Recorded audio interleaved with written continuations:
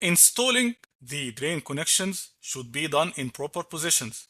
Otherwise, we may find that there is some trapped liquid that can't be drained by gravity.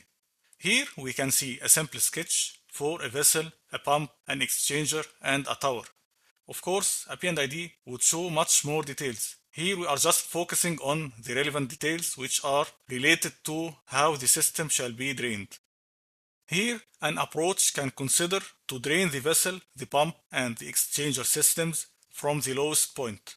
So, during maintenance, we can isolate the valve on the vessel inlet and the valve on the tower inlet. Then we can drain the volume of the fluid of the vessel, the piping, the pump, and the exchanger up to the tower's inlet valve.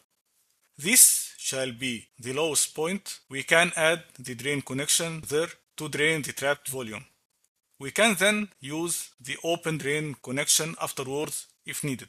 However, we can't use the same connection to drain the tower and downstream system.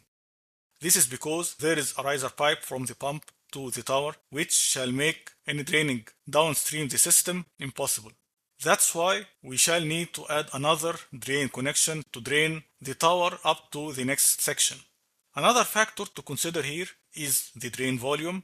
Even if drainage can be made by gravity, draining a huge plant will result in a very large volume to be drained, which will either need too much time to drain the system or would need larger drain connection and drain lines.